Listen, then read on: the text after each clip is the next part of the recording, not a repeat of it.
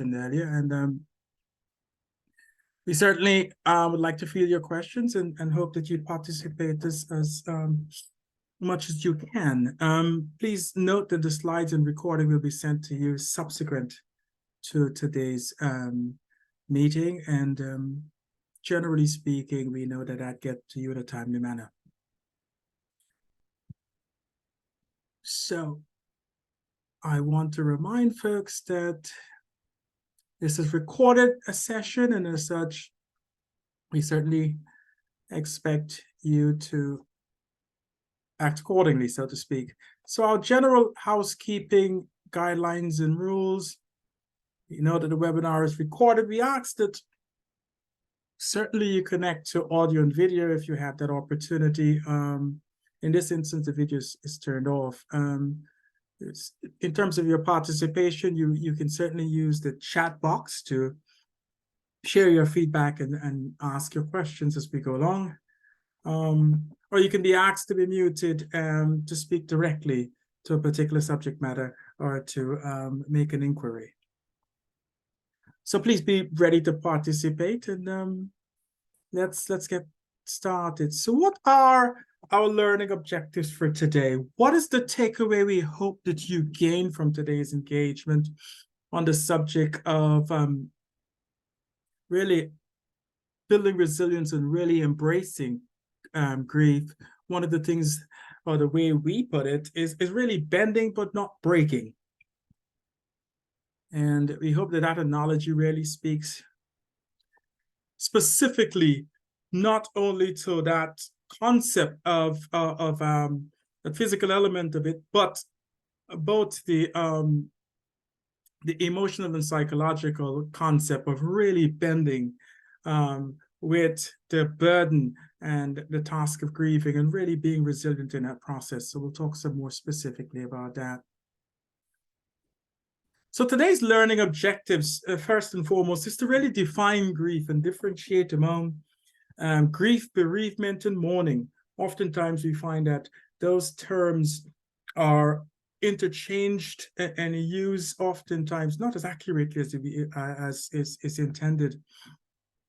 Secondly, we want to examine the grieving process and its impact on wellness, recovery, and quality of life for those who are experiencing grief or may have experienced grief recently.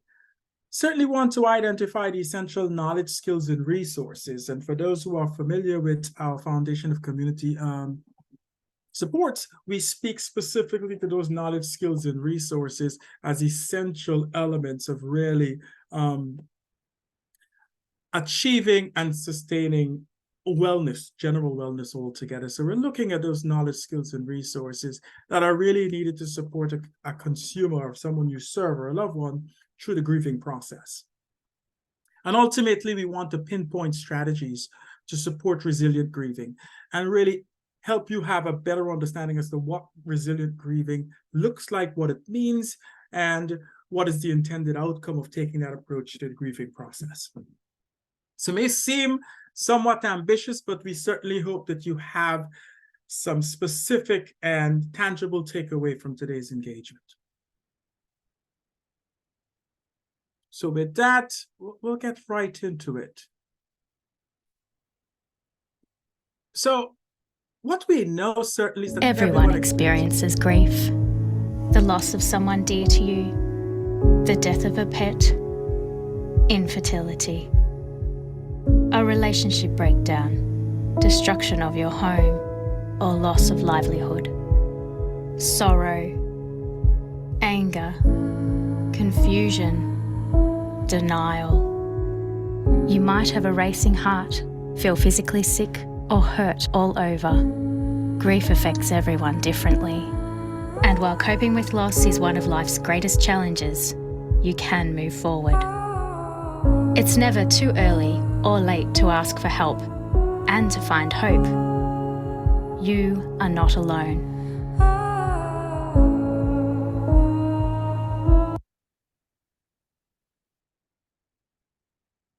So in my experience, that was a particular resonating way of really articulating the concept of grief and how it impacts people in general, and more specifically those who probably recently experiencing the grief process. So more specifically than anything else, it's about truly understanding that this is ubiquitous. It's very common among folks that have experienced or currently experiencing grief, that it seems profoundly overwhelming, but there is substantial evidence to support the fact that you can get through it, and not just get through it, but certainly grow stronger and more resilient as a consequence of experiencing it. So that's certainly important to note. And there are some very clear and definitive supports that are already in existence for those who may be having a very difficult time experiencing grief and need external supports, or need to reach out and access those supports. There's the Lifeline and the 988 new 3-digit dialing code that has been established to callers to the National Suicide Prevention Lifeline. And the opportunity there is for people to call, text, or chat 988, and they will be connected to a trained counselor that is part of the existing Lifeline network. So my first question certainly is if folks are familiar with this new access opportunity and this resource that exists for people who are struggling with the process of grief and loss. And have you in any way utilized that specific resource, or relay that information about the resource, the accessible resource, with the people you provide services to or the consumers that you serve? Are you familiar with the 988 hotline?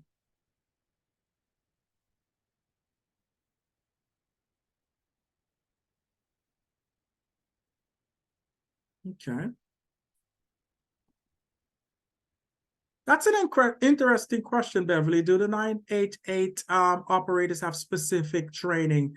Yes, there's certainly trained counselors and providers who are able to really link and connect people with appropriate resources, as well as to do a great deal of brief assessment and counseling in that initial call. So there is certainly a level of training that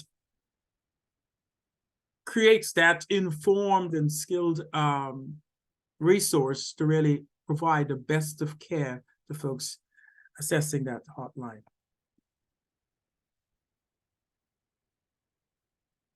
Okay, and Amanda says she's not familiar with the resource, but can definitely plan on sharing it. So yes, I certainly urge you to share that with your clientele, and certainly have that information available to you in the event that you need to share it with a loved one.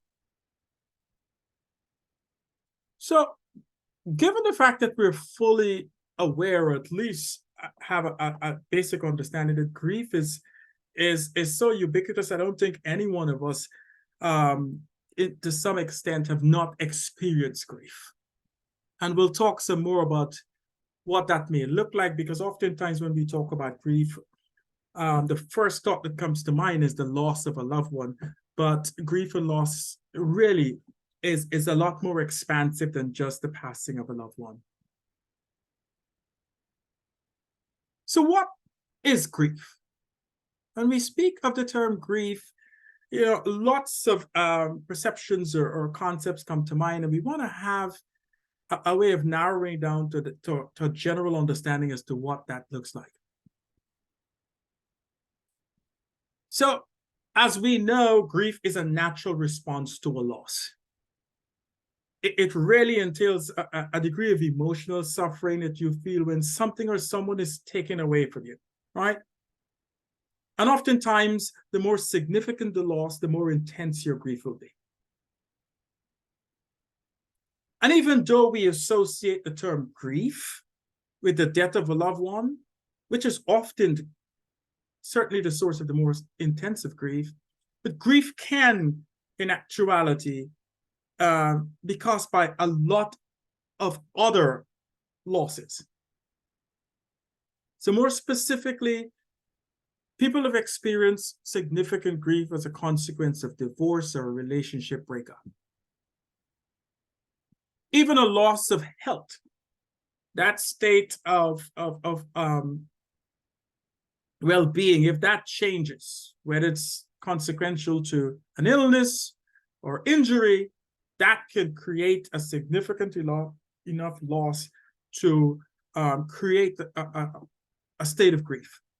Losing a job, loss of financial stability, retirement, death of a pet, even a miscarriage or a loss of an adoption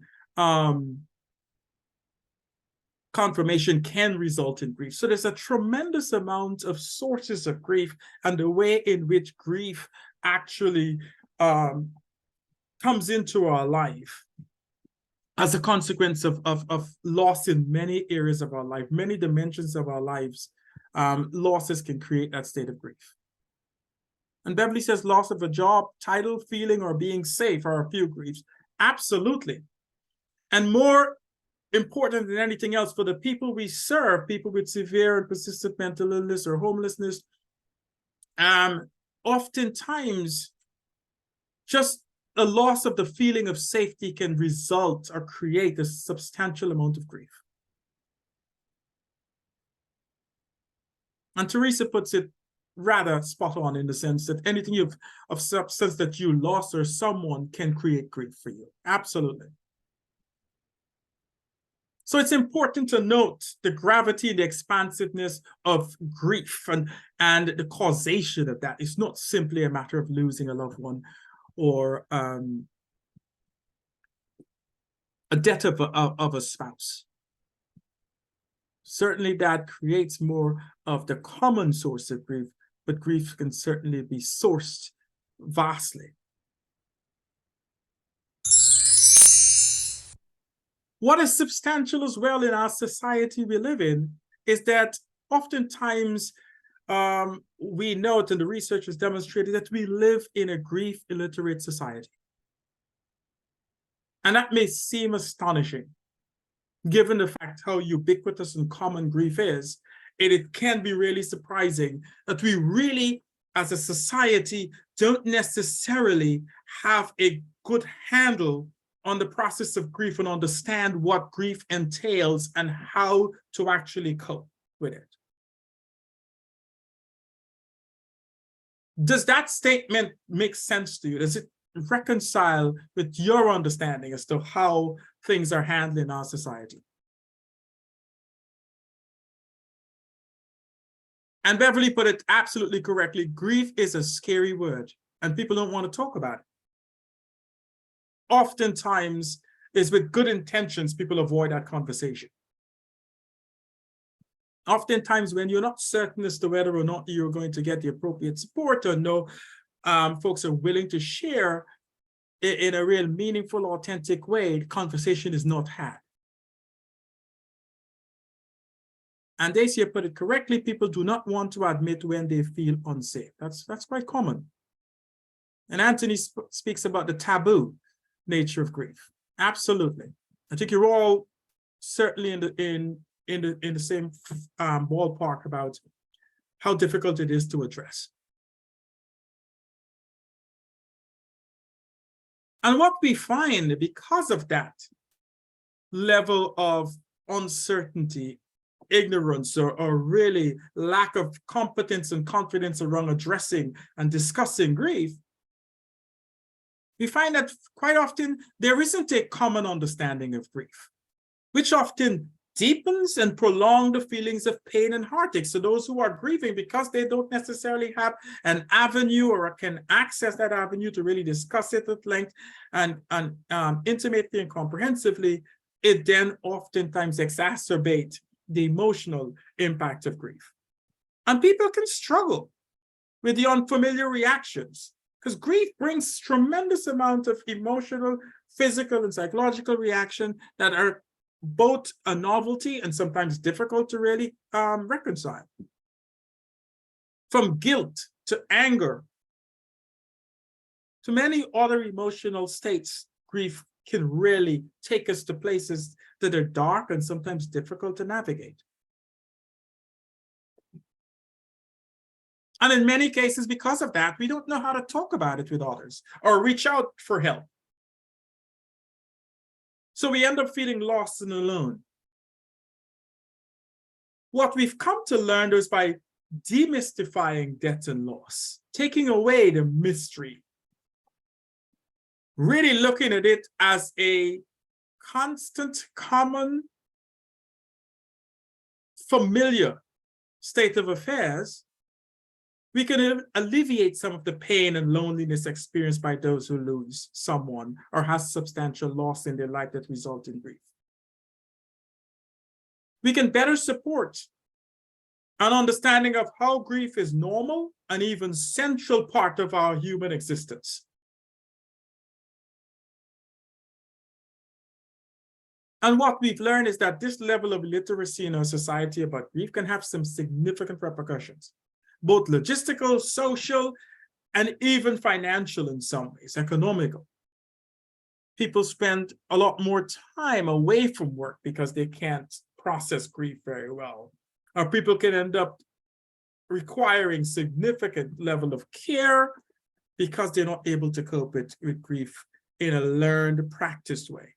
So there's a tremendous amount of repercussions of this general lack of comprehensive understanding about the grief process and the ability to address it and deal with it in an open, public, comprehensive, or even in a private, thought out, supported, guided, meaningful way.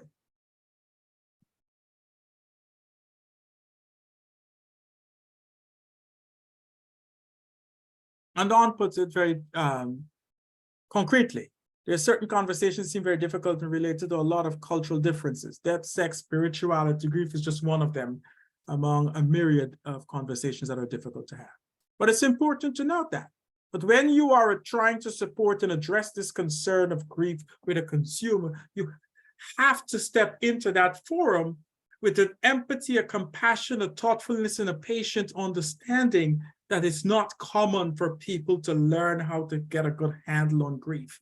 And therefore, it's a difficult subject to address and to talk about. So you have to come in with that compassion and understanding and empathy. And be tolerant and patient. And as I discussed earlier, these are some of the reasons why it's so important to understand grief, so that you can have that level of understanding, compassion, and thoughtfulness to step into that arena in a guided way.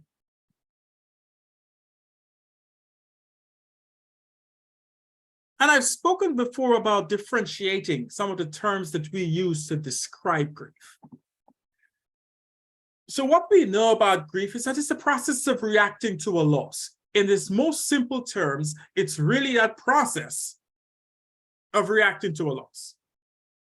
We either anticipate or experience a loss, and then we go through that process. Oftentimes, against our greatest efforts, we still experience and we go through that process, that feelings, that emotion, that response, sometimes physical response to it. So the grief is actually the process of reacting to the loss. You'll hear people speak specifically about bereavement. I think of it, the first thing that comes to mind, I hear bereavement leave. But oftentimes bereavement is used to describe the grieving process. Hopefully, when you leave here today, you have some clear understanding as to how those are different, even though they are commonly used in the same vein. Bereavement is actually the period when grieving and mourning occurs. So as you react in the sense of grief, bereavement is the time frame, is that period when grieving and mourning occurs. That's interesting, Beverly. There are bereavement doulas that support family in loss. Absolutely. And many cultures have a great deal of ceremonies and processes and ways in which they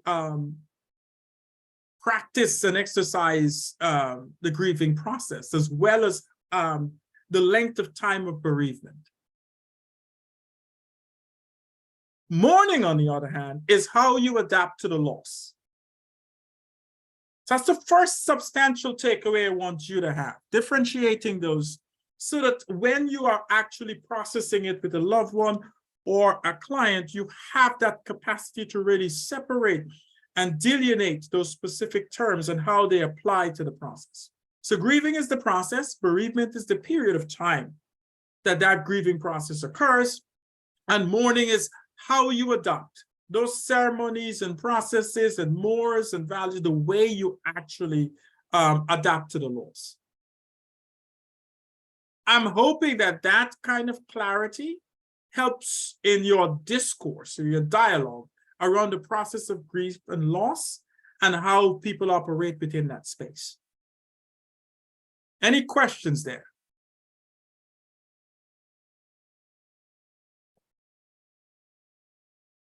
Is this, well, differentiating those terms a new experience for you? Is that something that you've not experienced in the past or not familiar with? Have you used those terms interchangeably in the past without knowing that they have some difference? Great. And I'm going to spill the beans a little. Prior to doing the research around this, it was new to me as well. I was not familiar with this. As a matter of fact, I was rather shocked that there was such a difference. I'm glad to hear that I wasn't alone in that space. But I'm glad that we're all able to share in that knowledge today. Fantastic. So now that we have an understanding as to the process and the period of time and how that there's actually a way of adapting to that loss and it has a different connotation, is important to note. So we look at what are the essential knowledge, skills, and resources for supporting a grieving consumer, because that's what we're here to do. Even a loved one, oftentimes, that's where we start. We want to look at what are some of the knowledge, skills, and resources that will equip us to go through that process meaningfully and in a way, a guided way that allows us to grow and learn and become resilient, consequential to that event, and not unknowingly or blindly experiencing the most challenging or most devastating or distressing element of it and not understanding that there is ways of managing that. Earl, there was one question, I'm not sure if you saw it, from Melanie, and she asked, can you experience grief and mourning at the same time? That's a fantastic question. In an event, I think most times you do. Because the process of grief, you really don't have control over once you've experienced that loss.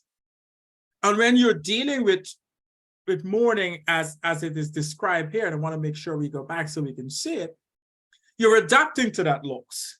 So in most instances, when we are in the grieving process,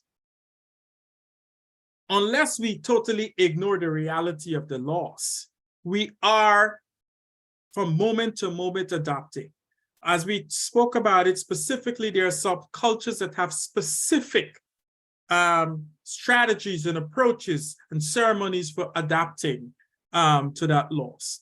Like we think of it, when you have a loss, particularly of a loved one, in most cultures, we talk about how we are going to, I think of the American culture, you have a wake, and then you start making plans for a funeral, and start looking at ways of actually getting that person's affairs in order and wrapping up those affairs. That's the actual mourning process. So it's part of that whole process for that is most common among people who are grieving.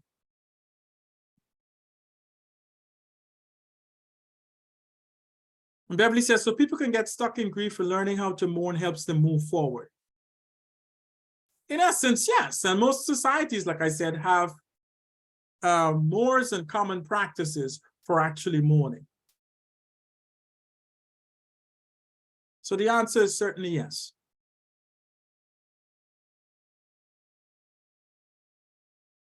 So hopefully we can take away some very concrete skills and approaches and strategies for really addressing that mourning process in a meaningful, healthy way. So what do we need to know about the grieving process? What competency skills do we need to employ in this endeavor, particularly when supporting someone, one of our consumers that is actually in the grieving process? And what do we need to access for resilient grieving? Because there is actually such a thing as resilient grieving.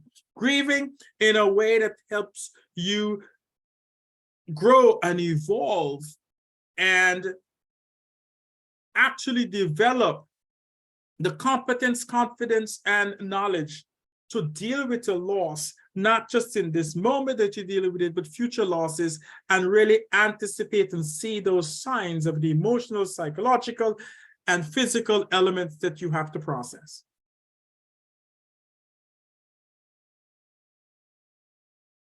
And as we know, it's not a linear process in many regards. I think that's very clear.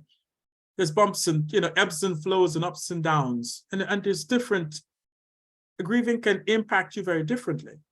It is not, and I don't want to give you a guarantee that because you are aware of some of the coping mechanisms, a specific loss is not going to knock you off your feet to the extent that you may not be able to respond in the way you previously did. Different losses or different places that you are in your life may allow you or not allow you to respond in a way that really helps you cope as best as you can. Sometimes we are in a vulnerable place where a particular loss can really knock us off our feet.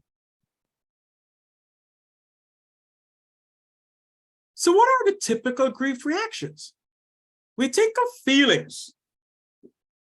Think of some of the feelings that we automatically feel when we've lost a significant person in our life, or a significant role in our lives, or a significant position in our life. I think that the first element that most of us experience when we have a significant loss is shock. Yes, denial, anger, sadness, numbness. I think one of the most common experiences that we seldom talk about is a feeling of helplessness. Just don't know what to do in that moment, how to react. Emptiness. So there's lots of different feelings that we experience. Absolutely, you're all spot on. And those feelings oftentimes drives thoughts to the forefront. Because of how we feel, we may have disbelief, thoughts, confusing thoughts, or significant confusion. We may have difficulty concentrating. In some instances, we can become so preoccupied with that sense of loss.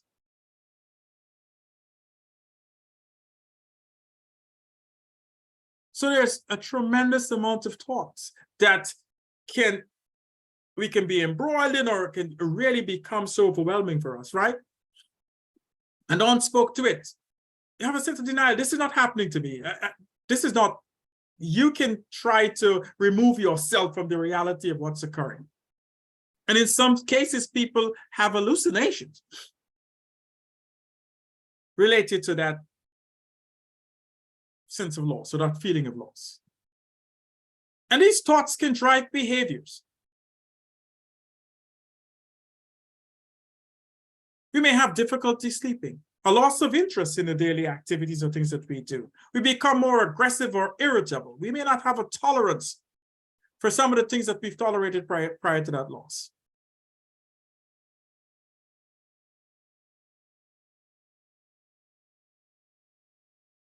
And we may experience, quite often, somatic symptoms. Some physical symptoms that are associated almost immediately or closely subsequent to that loss. Chest tightness. I know in my experience when I lost my dad, I felt like I couldn't breathe in that moment when I got the news. shortness of breath, abdominal distress. You may feel your, for some people, it may irritate your bowels. You may have gastrointestinal responses, decreased muscle power, lethargy. You may just not be able to move, walk, sit up. You certainly can experience psychological symptoms like guilt and anger and hostility and restlessness. You may lose your sense of initiative, lack of capacity to initiate any action or maintain an organized pattern of events. And ultimately, one of the things that we seldom talk about or is not even discussed is the spiritual reaction to grief or loss, grief and loss. How many of you know someone, have heard a report, or may have experienced it yourself, a subsequent a significant loss that creates the grieving process for you? You have a loss in the direction of your life. You just feel in that moment or subsequently that you don't understand the direction of your life anymore. What's the purpose of all of this? If you can die in a given moment, or if you can just lose someone that is so significant to you, what's the whole point of life? You may experience that searching for meaning, that sense of, I need to really re-examine the meaning of life. Some people may even question their religious or spiritual belief. Is there a God?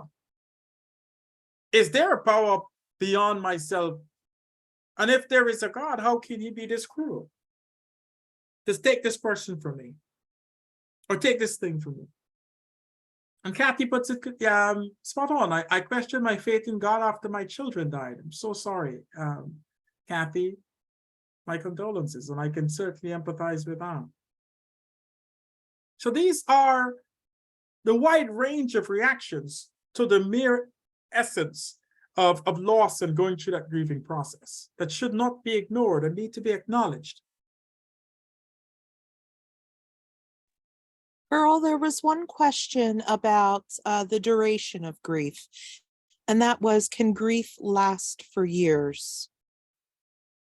I don't want to give away the answer yet, but I will have to be compliant early. Yes, in some instances, grief can last for years. And quite honestly, in most regard, grief lasts a lifetime. We just develop and learn how to live with it, beyond it, and despite it. So the answer is yes. I don't know how many of you may have come across this term, but have you heard of the broken heart syndrome? Or what is scientifically called Takotsubo cardiomyopathy, myopathy, stress-induced cardiomyopathy. Simply broken heart syndrome.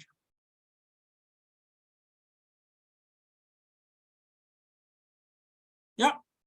So there are folks who have. I've heard of it, quite honestly, in passing, and then when I took some conscientious look at it via the research, I was kind of, stunned by the reality. But it results in chest pain and shortness of breath after a severe stress or emotional or physical loss. And even when the folks experiencing that are tested using an ECG, there are changes that mimic a heart attack with no coronary artery occlusion. So there isn't any physical evidence of a heart attack, but people experience the physiological and somatic reactions.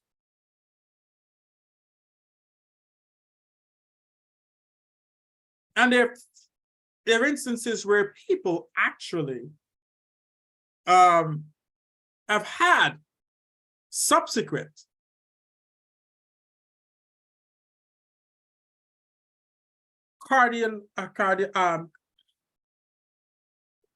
coronary responses or significant distress, both physical and psychological consequences of that. So as we learn more, we realize that grief is one of those events in our lives that really can take us to a tremendous place. And it reminds us of all the elements in our lives that are so connected and intertwined, and how they can trigger each other. That mind-body connection and all those elements actually coexisting in our being can get all stirred up and out of sorts with grief. So if there's anything you take away, it says grief is probably one of the most profound experiences in our human existence that can actually shake us to the core. And as we learn as we go along, it can also be the source of the greatest level of resilience we can garner and gain, consequential to it. So there's lots of, like anything else, there's lots of misconceptions and myths about grief. And we'll talk about some of them. There's the presumption that the pain will go away faster if you simply ignore it. And as someone asked earlier, should grief last only about a year? There's a perception that grief should just last about a year. And is there really a predictable and orderly progression to grief? There's the misconception that the goal is to get over your grief. Or in a lot of segments of our society, there's the belief that it's important to be strong in the face of grief. And if you are not demonstrating those behaviors that are perceived to be strong, then there's something wrong with you, right? That you should just be strong in the face of grief. Or if you're trying to move on with your life or take those steps that mimic moving on in your life while you're experiencing grief or recently experienced grief, somehow you're forgetting the person that died. You're ignoring that person. You're putting them away with the grief. Or what's very common in our society is that people can help you grieve by simply not bringing up the subject. If you don't have to talk about it, you'll get through it faster. Those are the myths and misconceptions about grief, but they're facts to address those particular misconceptions. In terms of the pain will go away fast if you ignore it, the facts speak to the contrary. Trying to ignore your pain or keep it from surfacing will only make it worse in the long run. For real healing and coping with the grieving process, it is necessary to face your grief and actively deal with it. Deal with it like any other substantial thing in your life, because it is a part of the experience of living. You will lose people and things and status and circumstance in your life. Loss is an absolute, inherent and implicit part of living. The idea that you need to be strong in the face of grief, there's evidence to the contrary. Feeling sad, frightened, or lonely is a normal reaction to loss. We've talked about some of those reactions. And crying doesn't mean you're weak. In some societies, crying is an appropriate way to deal with grief. Crying is a way of mourning the loss.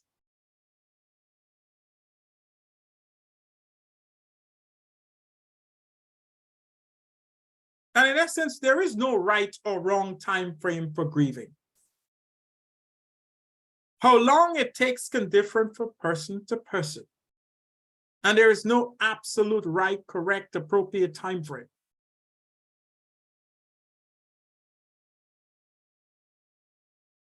And if you are a person or you basically subscribe to the concept that not bringing up the subject is going to help you cope better, what we found is that people who are grieving usually want and need to talk about their loss. And bringing up the subject could make it easier to talk about it in an appropriate place, time, and circumstance. Each person's grief is unique.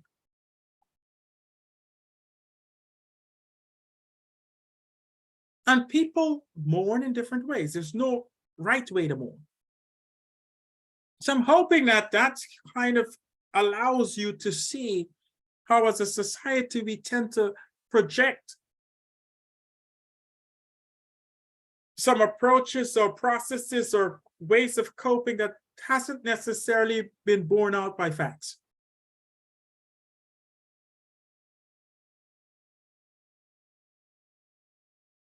There's many types of grief, and it's important to have a sense as to what are some of those common ones. We talked about anticipatory grief, and it's important to understand the different types of grief and loss that may help people better understand it and work through it. Because if you don't know what you experience, what type of grief you experience, you may not necessarily have the aptitude and the readiness to actually take the prescribed or the evidence-based approach to best coping with it. So when we speak of anticipatory grief, as it's one of those that are not commonly, one aspects of grief, one type of grief is not commonly regarded. And yet it's very common. In cases that involve terminal illness, if we have a loved one that is going through a terminal illness, there's a level of anticipation of that person passing. And we may experience anticipatory grief. Even Alzheimer's disease, someone who, a loved one may be suffering Alzheimer's disease, when that person's whole state, stature, and way of being changed, we may look at that person and not recognize that person and realize that we've lost that person that we knew of before, even though that person's physical self still exists. And we may still be hearkened on to actually experiencing that grief while the person is still alive, because we've lost that essence of who they are. Fears of the unknown may even bring anticipatory grief. Even though it is normal, anticipatory grief in particular is oftentimes perceived to be unacceptable to express with pain and anxiety around it. Because often the reaction is the person is still there. Why are you treating them like they're dead? Why are you behaving as though they're gone? So it's a very challenging one to even acknowledge before you're able to cope with it. And this may seem rather peculiar when we use the term normal grief, but we use it simply because people understand it in that way. It is really when those feelings and reactions and behavior that are expected after a loss are actually being displayed by that person, right? Whether it's physical, psychological, cognitive, or behavioral responses that are within the normal scope of a grieving person. There's complicated grief, and it speaks to the word itself, very complicated. And oftentimes it really comprises that chronic grief, delayed grief, exaggerated grief, and mass grief. So there's a compilation of responses that oftentimes present as very complicated. And the best way to describe it is when normal grief reaction does not subside and continues for a period longer than is generally accepted. So you have some folks who may go through grief and it seems as though they never get out of that funk. And it may require professional intervention to support and assist them through that process.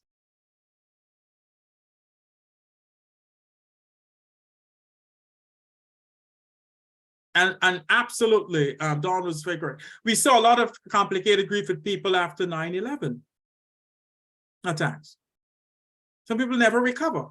They're still grieving in a way that is not necessarily healthy and coping, effectively coping. We speak of collective grief and cumulative grief, so we'll look at some of them specifically. Let's look at complicated grief, since that kind of steps out of the normal mode in essence. Sometimes it's often referred to as unresolved or traumatic grief or prolonged grief disorder, which, as you may know, is now a diagnostic criteria in the DSM-5.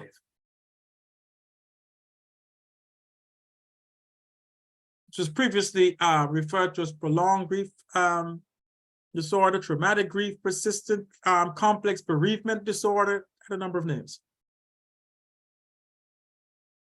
So it's when that grieving process really plays out in a way that impacts someone's functioning to the extent that there's substantial impairment in work, health, and social functioning.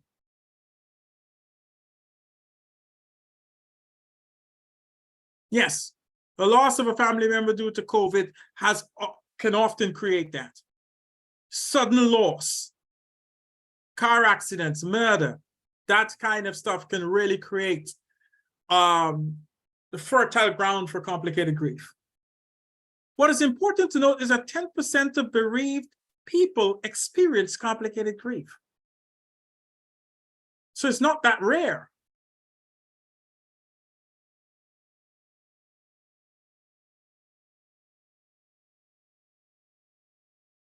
And there are some significant risk factors for folks who experience that. Folks who have a history of very conflicting or acrimonious relationships with the deceased can have a tough time processing the loss of that person.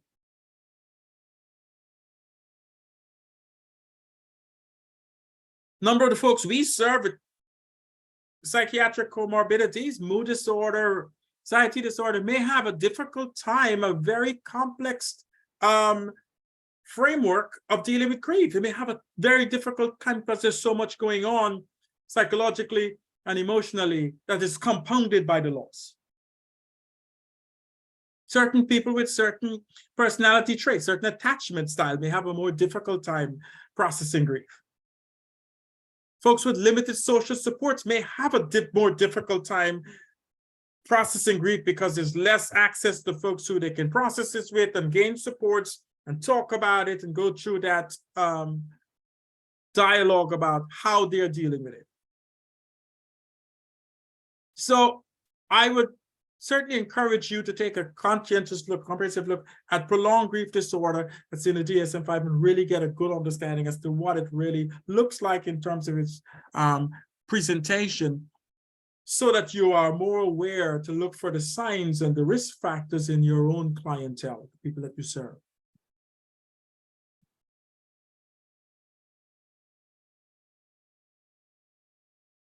And we speak of disenfranchised grief, which may be a new term to you or may be familiar to you. And I look at this analogy here, this circumstance, and give you a picture of what we're talking about.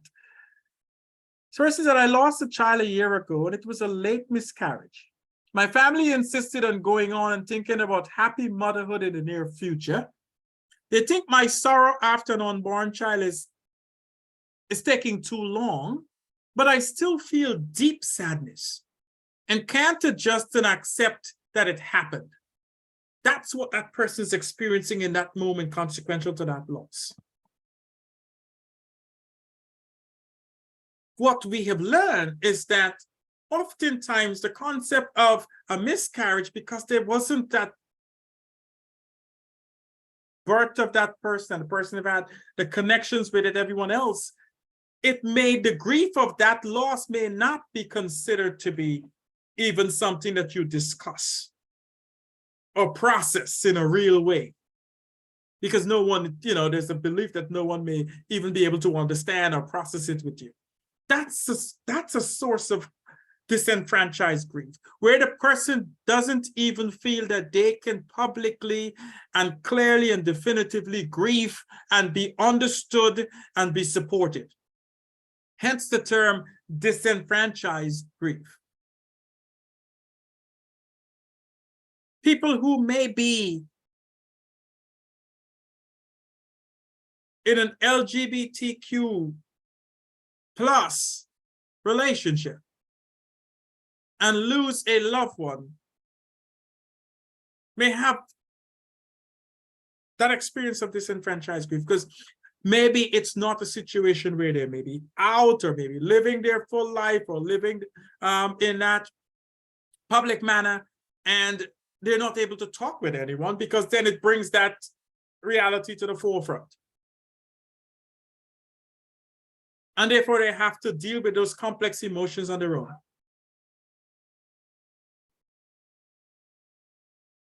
Oh, that is, thank you so much for sharing. And I see TM, so I don't see your full name, but sharing that experience with complicated grief, I learned about this more. I identified this due to my deafness. Difficulty to find support group in ASL, only in person. In addition to an ASL interpreter shortage statewide, a virtual hearing and support group is not existing. Yes, I could imagine a person who belongs to that group or really have a tough time if there's no supports or way of communicating or accessing that support.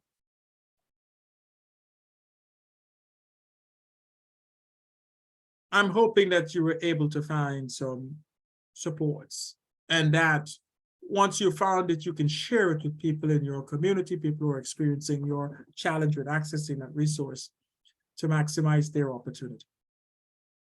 Or any loss that is considered less significant. Loss of safety and independence because of abuse or neglect. I think of a lot of people who go through domestic violence. And if they've kept it a secret because of shame and all the things attached to it, then if they experience that loss, they may not be able to share that.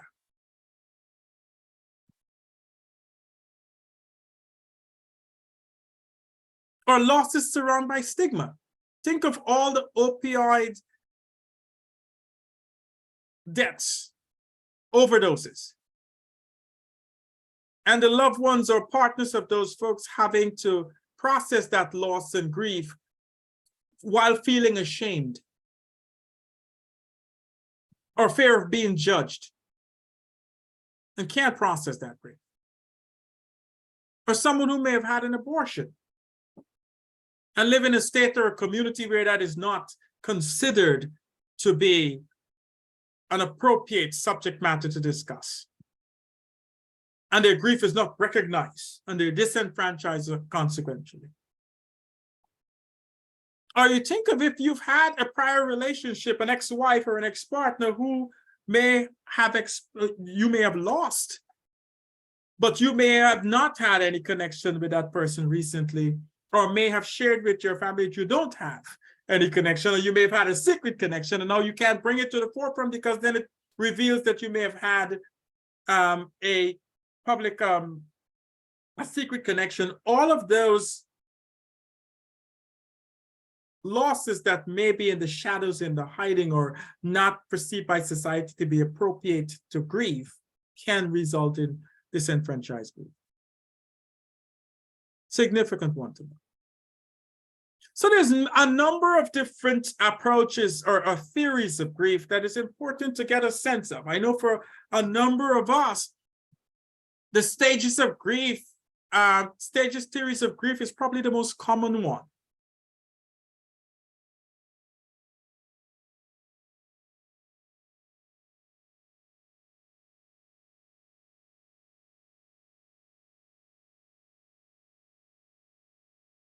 And yet, there are a number of other theories that are practiced and really used as a lens to really understand and process grief. But when we speak of the stages of grief, we talk about the various stages that was really highlighted. And I'm assuming this is common to most people. That whole concept of those stages, the 5 stages of denial, anger, bargaining, depression, acceptance. And even though having that framework can help with conceptualization,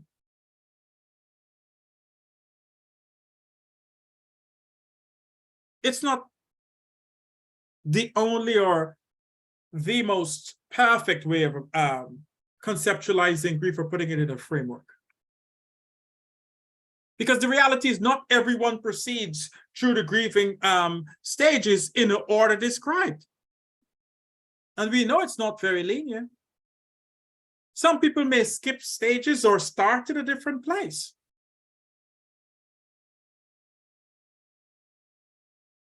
So it's important to note that even though that's the most common and recognized one, it's not necessarily foolproof or the only way of conceptualizing grief.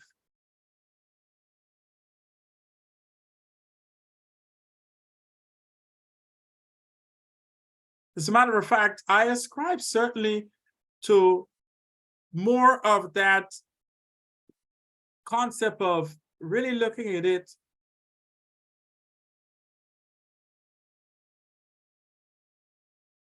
through the dual process lens.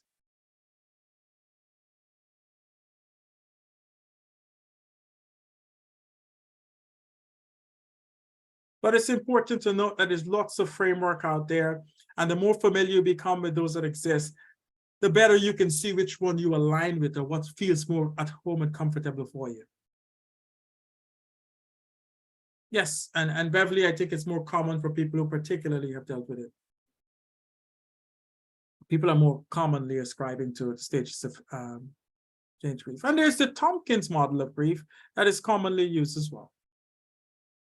So I don't want to belabor that because I want to make sure that we're responding to all the folks here. There's a common question if there is really a difference in the way men grieve and respond to loss. Is that familiar to you?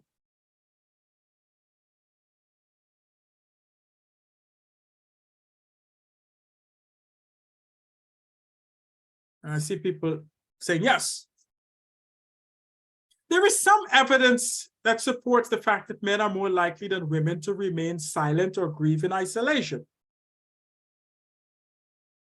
or try to lose themselves by using distraction as a way of throwing themselves into the new relationship, just a lot of avoidance. Is that common to you? That you've heard that men grieve differently?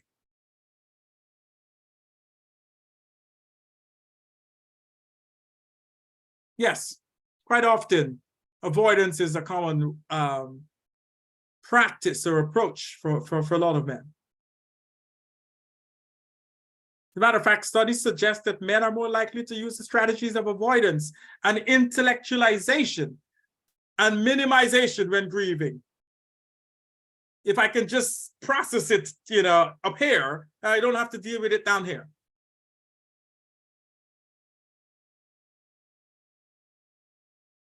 What we've seen is that the evidence shows that men have a greater tendency to somaticize emotional and psychological pain, right? To really put it out as opposed to really deal with the internal experiences. And what that results in oftentimes is that internalized stress affects their self-care. And oftentimes, because men tend to have smaller social networks than women, it's more difficult to ask for help and accept support. And therefore, they receive less support in that regard. And think of the man that's crying because he's lost someone, and that, that societal reaction of rejection, or that's response where people say, oh, man up. What kind of man is out there boohooing and crying, right? We have those stereotyping that really impacts people's readiness, comfort, and willingness to share and seek support because of their gender. So there's lots of elements to why that may be the case.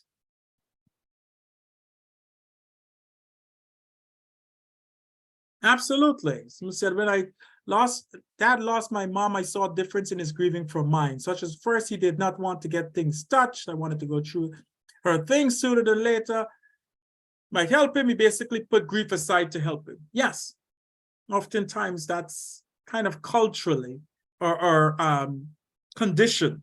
Men should be strong and resilient and resistant, but it certainly impacts the way we grieve. So there's lots of cultural sensitivities in the way we should grieve, right? It's important to really, as you're supporting or helping someone, really make sure you're asking the questions that are going to really bring the subject that need to be discussed to the forefront. Good question is, what emotions and behavior are normal grief responses within a person's own culture? What are they ascribing to, aligning themselves with based on their cultural imperative? What are the bereaved families' beliefs around death, surrounding death? Who should attend the mourning ceremony? What types of verbal or written condolences are expressed or accepted? Lots of cultural sensitivity in the ways of actually supporting and aligning yourself with a grieving person that is in keeping with their cultural identity and cultural ways of being. We even look at how major religions deal with grief. And there's lots of commonality across major religions. Christianity, for example, is a promise of the afterlife, right? You're going to heaven or going to a better place. And it helps lessen that process, that pain of grief in some regards. Because you feel like this is an eventuality. This is something that you prepare for in your prayer and your piety. Whereas in Islam, making the dua or prayer for forgiveness is a significant part of grieving. So you look at the imperfection of your life and you ask for forgiveness as part of that process of moving on. Buddhism promotes that concept that nothing in this physical world is permanent, right? You have a sense that death and dying and loss is part of the natural continuum of life. And things are in constant flux, are impermanent, so things will change. So death is a natural part of being based on the Buddhism. For Hinduism, when a person dies, their soul lives on in a continual cycle of birth and death and rebirth. So there's that sense of death is just a commencement of another cycle. So having that kind of framework can give people peace, give people a sense of comfort with how they process death. So it's important to understand to what religion or spiritual concept that person may actually ascribe to and how that may impact their way of processing death, how they mourn.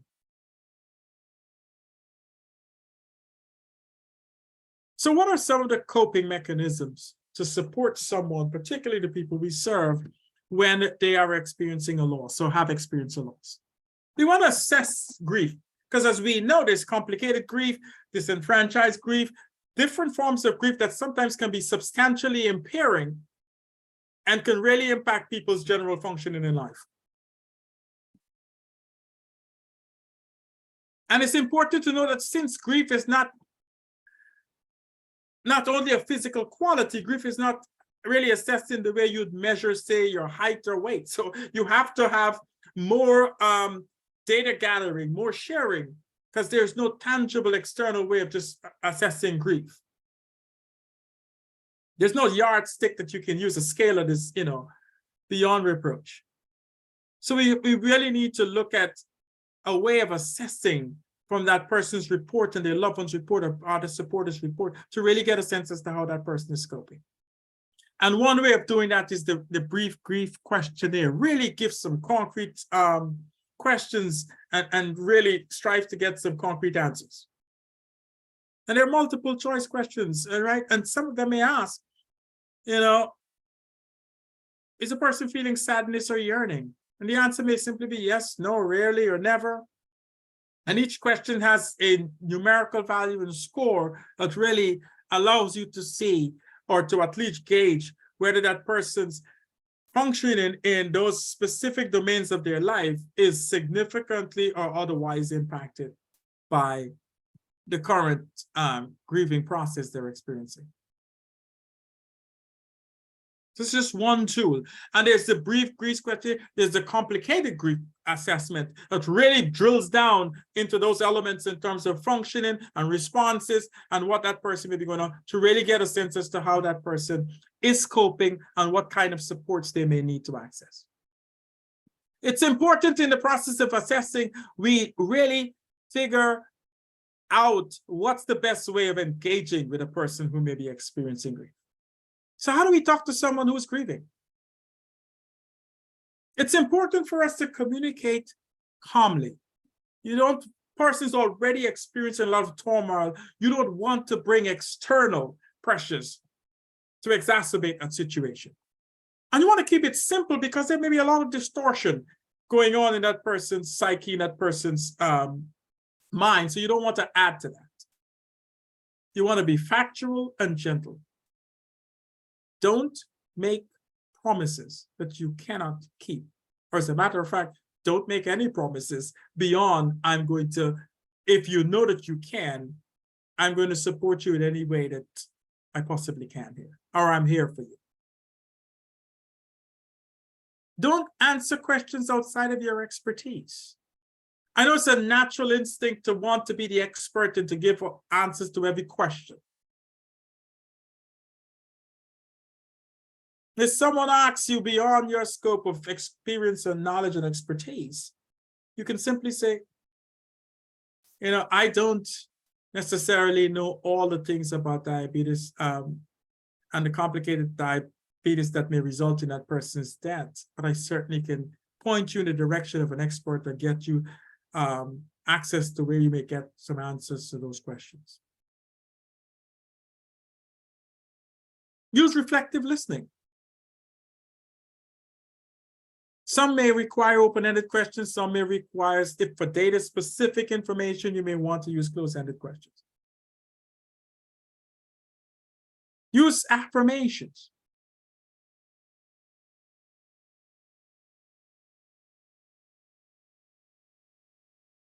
And in the worst-case scenario, if you simply are at a complete loss as to how to help that person, sometimes it's just okay to say, I'm sorry that you're going through what you're going through. Sorry for your loss.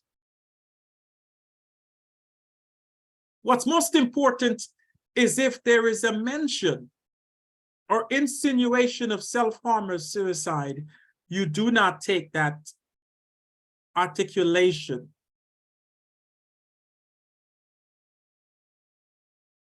you don't take it for granted. You take it seriously and you respond in kind.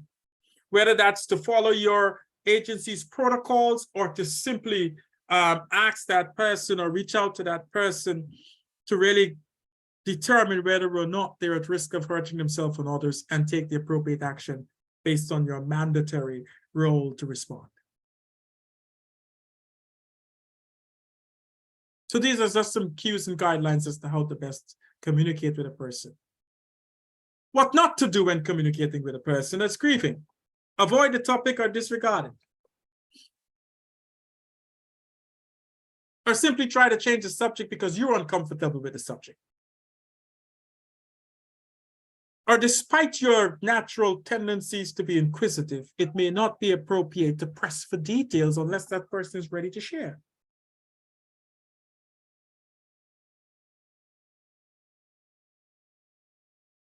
Or to step into that mode of assuming that you know how they feel. Oh, I know what you're going through. That may not be true. And in most instances, it isn't. Because everyone grieves differently. So even if it's a very similar circumstance, you could have lost your father, 5 days ago, and you're experiencing with a client who lost their father similar time. It doesn't mean that what they're going through is exactly what you've gone through, and you know how they feel. It is rather presumptuous of you to assume so, and dangerous. Because you may shut down the only avenue that person has for sharing and seeking support.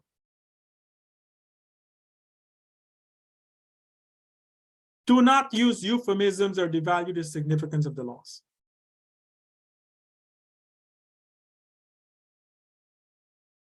Have you had experience where you're processing a loss with someone and someone is basically using terms that, oh, they've gone to a better place, or, you know, and in some instances, you just want the hard truth. What happened?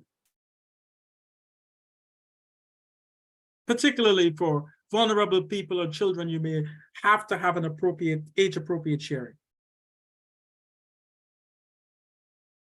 Or talk about what should happen. And in those instances, particularly where it may be a loss of a job, or so, you do not want to step into that mode. You want to avoid that murky place. Oh, you lost your job. Well, you should have, you know, done a better job. You wouldn't have, and that would have probably not led to a termination. That's not appropriate for someone who is in emotional distress. And in some instances, we don't even know that comes out of our mouth because it's so common. You have to be very conscious and careful as to how you're communicating with folks. Things to avoid saying to someone who's grieving. It's part of God's plan. Who made you the authority in God's plan? Why do you think you have the authority to determine what's God's plan? It's just simply not appropriate. Or try to use even a unnecessarily positive spin on it when that person is experiencing that loss. Look what you have to be thankful for. Well, at least that person is no longer here. Now you can A, B, C, D, E, F, G. That person may not be in that same place. They may not be ready for that kind of rationalization or processing. Or even if you want to say he's in a better place or she's in a better place, that is not appropriate, simply because you don't know that person's necessary, unless you have that kind of knowledge of that person. You don't know what the person's spiritual belief is or belief about that person in their own scope. You don't know.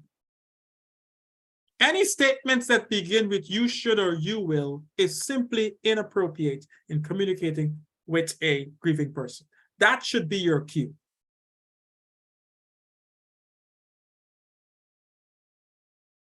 These may seem inconsequential, but they are substantially so, to allow a person to feel welcome to seek support and guidance from you. So how do we cope?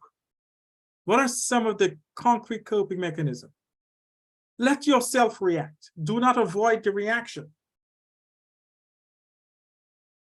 And certainly you have to be comfortable that it's going to occur at its own pace.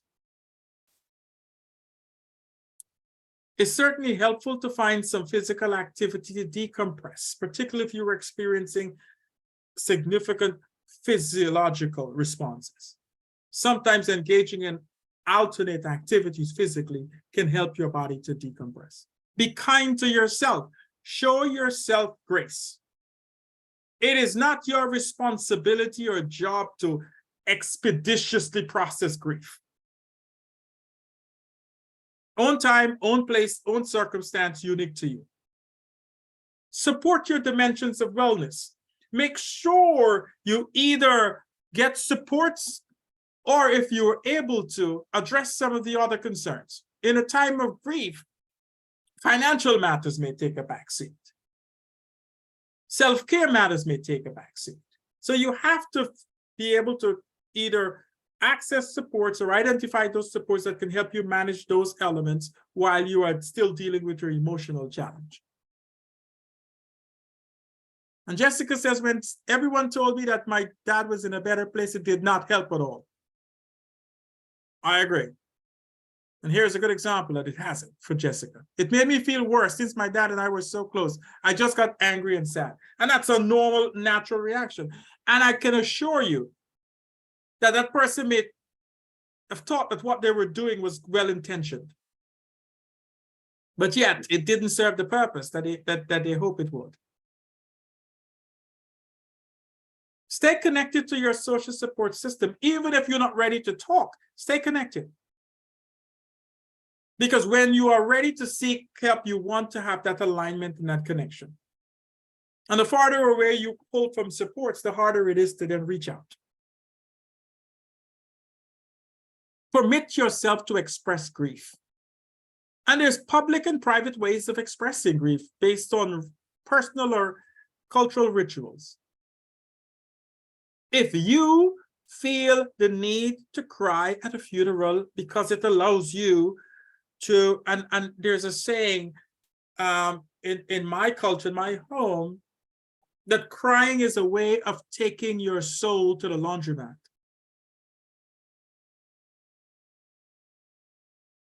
And therefore, for us, expressing publicly our grief is welcome, encouraged, supported.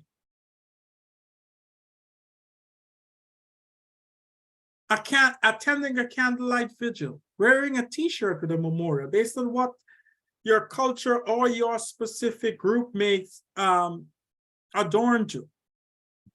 Talk to loved ones in support group, post on social media. Whatever public elements work for you, it's important for you to honor that. And there's ways of privately engaging in rituals. Talk to the deceased loved one. In some instances, there are instances where it's acceptable to process with that person, particularly if there's unresolved or if there's compassionate things you want to talk about. You know, I know for me, I still talk to my mom, even though I've lost her, you know, it's a little more than a year. I still have moments when I process with her. And I do it in my own private space, but I speak to that because that gives me solace. That gives me a sense of connection with her.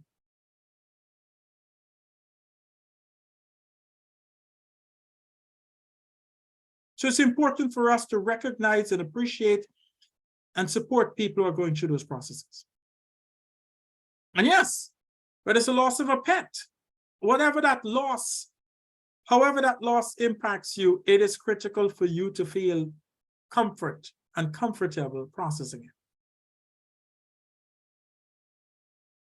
Meditate, design a memorial garden, access grief counseling therapy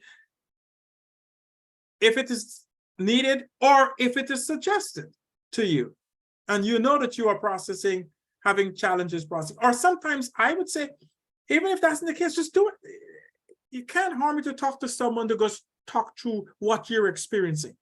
Sometimes it's okay to talk through what you're experiencing, to hear from an external trusted source that you are processing this in a healthy, meaningful, tangible, resilient way.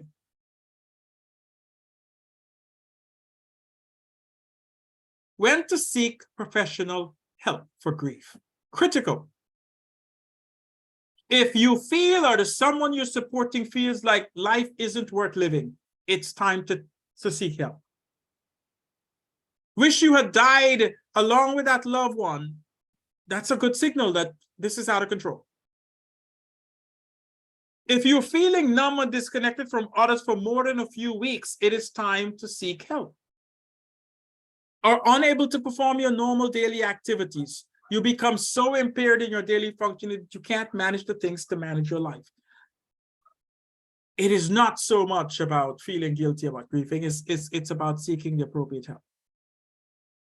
There are lots of support groups out there, and they reduce isolation. They really help a person share with people who are experiencing similar pain and distress, and you're able to learn new ways to cope and find acceptance within that group.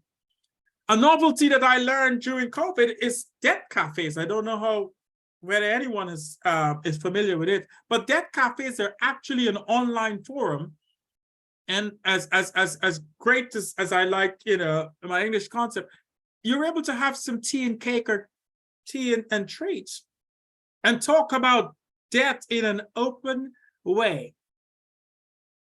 Really delving into your mortality. There's 73 countries where they have virtual death cafes. And it sounds a little odd, there's a death cafe, but it works.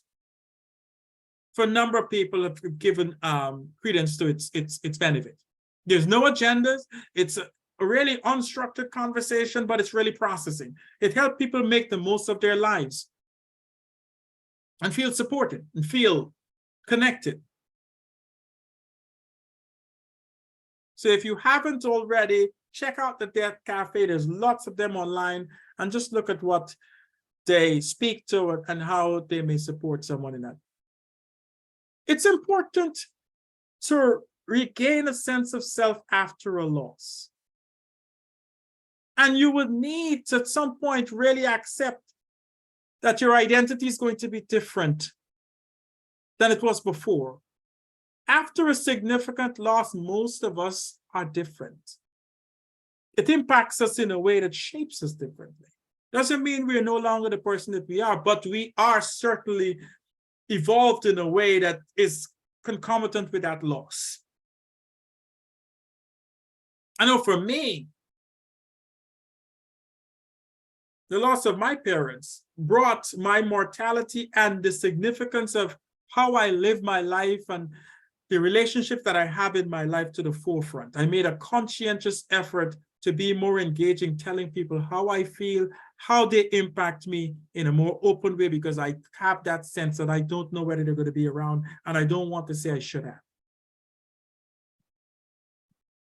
Great, Paula. I hope that you, Knowledge of a Debt Cafe allows you to really look at that option, so you can share that with your consumers or share that with your loved one. It's available to folks.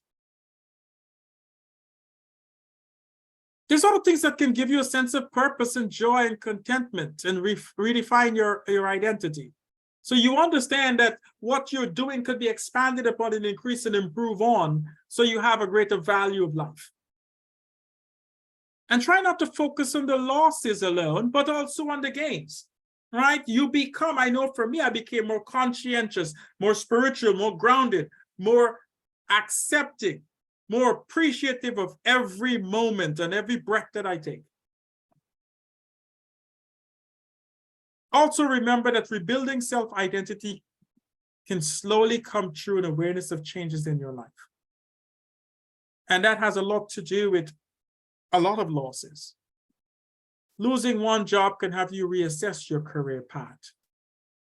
COVID-19, with the social isolation and loss of that camaraderie and that sense of social thing, made a lot of us more aware of who we are and how we deal with ourselves and how to live with ourselves, how to appreciate and commiserate with our own self.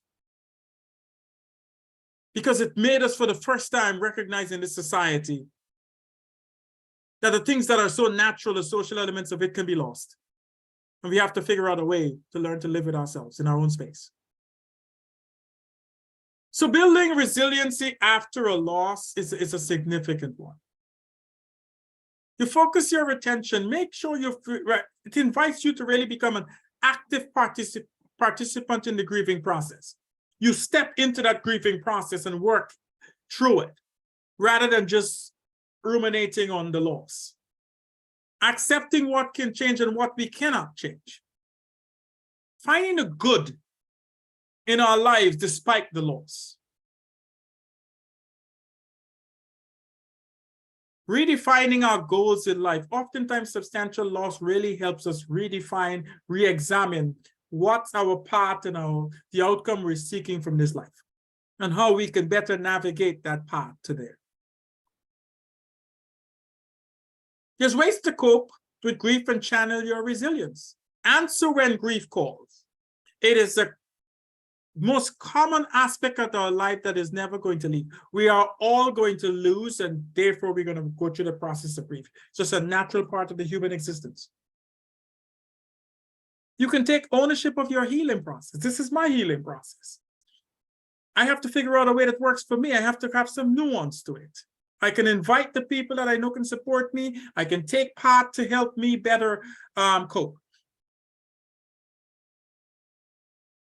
Loss of a loved one, you can think of some ways of keeping that person's memory alive. How that person made your life richer when they were in your life. And the fact that you may have lost their existence, but you don't lose the memory. Maximize mindfulness and minimize numbing. Decide what's best for you. Celebrate your life and love. And let others in. Because there's no guarantee that things are going to be the way they are today.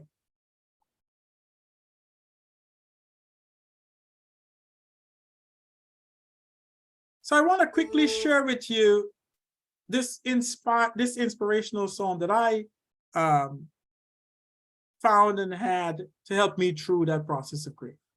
Hopefully, does something for you.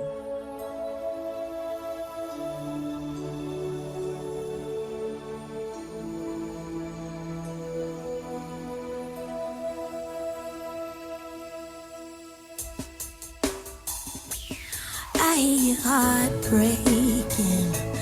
I feel your world shaking.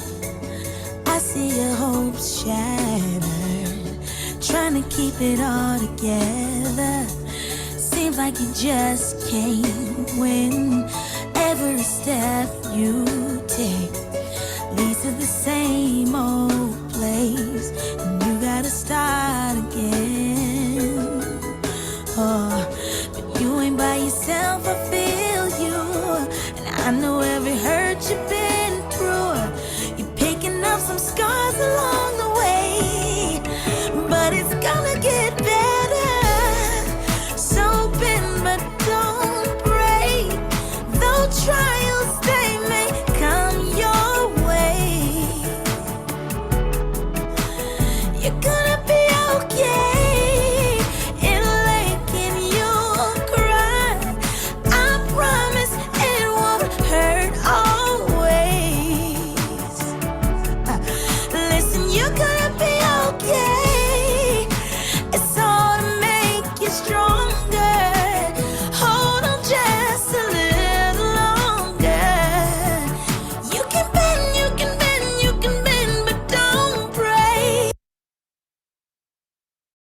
I'm hoping that, like it did for me, really gives you a sense of this is a process that we can go through and don't necessarily have to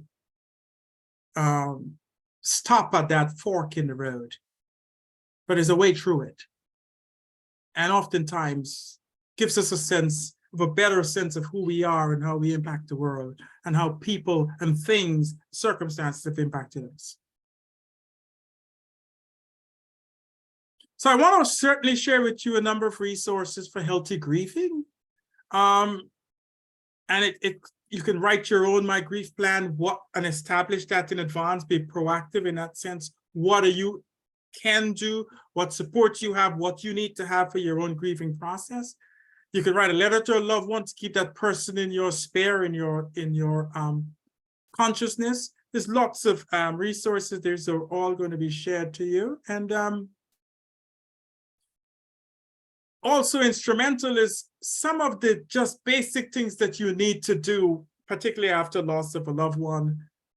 Some practical things, in terms of what do you need to do immediately, get the legal pronouncement of debt, other things that you can do to really help you through that process of really managing your life, or having someone manage aspects of your life as you cope with the grieving process.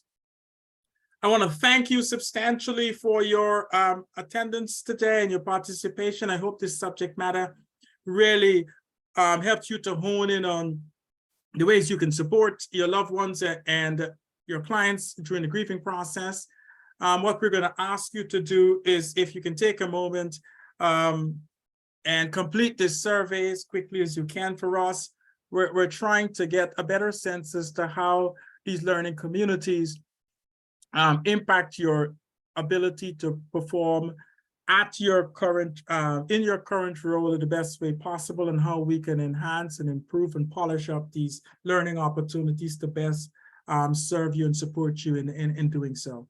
So if you can take a quick minute or so and just provide us with some feedback as to how you've experienced these learning communities so far. And while you do that, I want to say thank you. We appreciate your time and attention and participation. Today's webinar was hosted by DBHR to the Washington Healthcare Authority. And we'd like to remind you that the slides and the link to the recording of this session and a wealth of other resources available to you in the follow-up email. Don't forget to check out Foundational Community Supports newsletter for all things FCS and upcoming training events. Thank you so much. And I hope that you find the courage and the skill and the knowledge to grieve in a healthy, resilient way, and to support those who are also in the same state. Thank you very much.